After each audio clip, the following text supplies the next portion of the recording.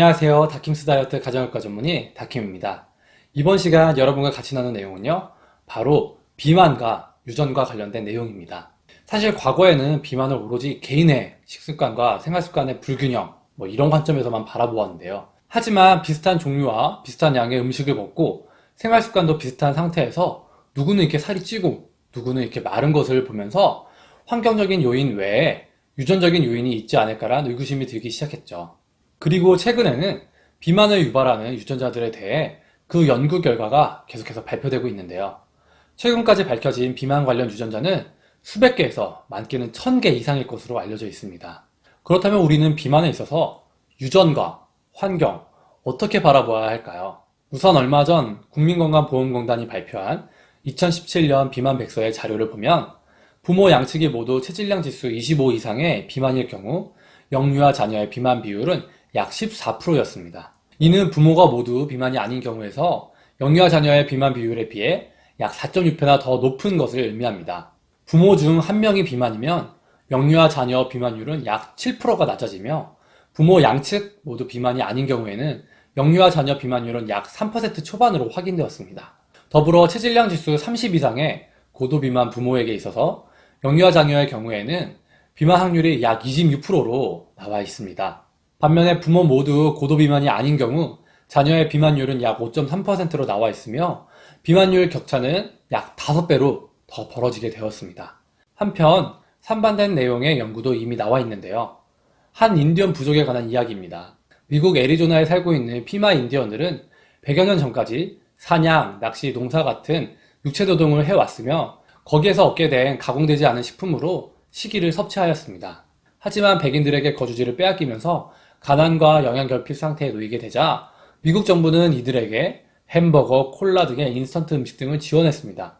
이들은 이러한 음식들을 주식으로 삼았으며 그 결과 100여 년이 지난 지금 55%가 비만과 당뇨를 앓게 되었습니다. 반면에 멕시코 산간 지역으로 이주하게 된 피마 인디언들은 그들의 원래 생활습관과 식이습관을 유지하면서 지냈고 현재 당뇨와 비만 유병률이 약 5%밖에 되지 않습니다.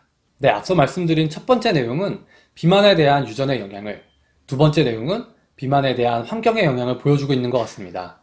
유전이라는 것은 우리 몸에 저장되어 있는 프로그램의 발현이라고 생각해 볼 수 있는데요. 특정 질환의 경우 유전자 하나의 이상으로도 그러한 질환이 발병될 수 있습니다. 하지만 우리의 신체 상태에서 많은 부분은 예를 들면 키, 몸무게, 비만 이러한 것들은 하나의 요인이 모든 것을 결정한다고 볼 수는 없습니다.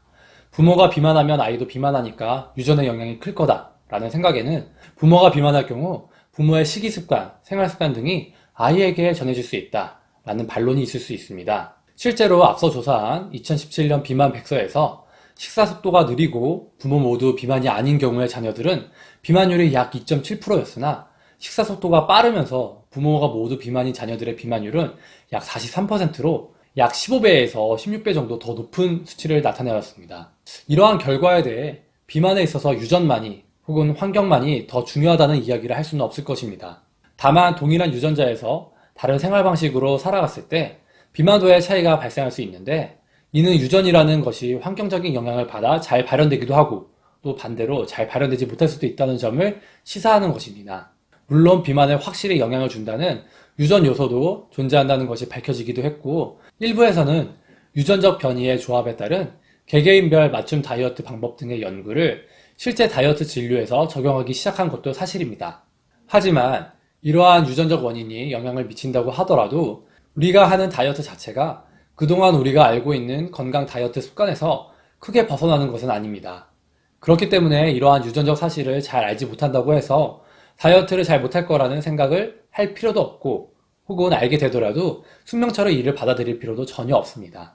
우리가 살아가면서 주어진 상황에서 본인이 최선의 노력을 다하는 것에 더욱 마음을 두어야 할 것이며 유전적으로 약한 부분이 있다면 그 부분을 고치기 위해 더 노력하는 것이 중요하겠습니다. 어떠세요? 비만이 유전병이라는 자극적인 기사가 나오기도 하는 요즘입니다. 자극적인 기사에 대해서는 일단 팩트 체크를 해보시고 그래서 어쨌든 나는 잘 안 되는 건가 봐 이러한 생각은 지양하시면서 주어진 상황에서 할 수 있는 최선의 노력으로 다이어트 생활습관을 진행해 나가시기 바랍니다. 이상 여러분의 다이어트 디렉터 다킴이었습니다. 감사합니다.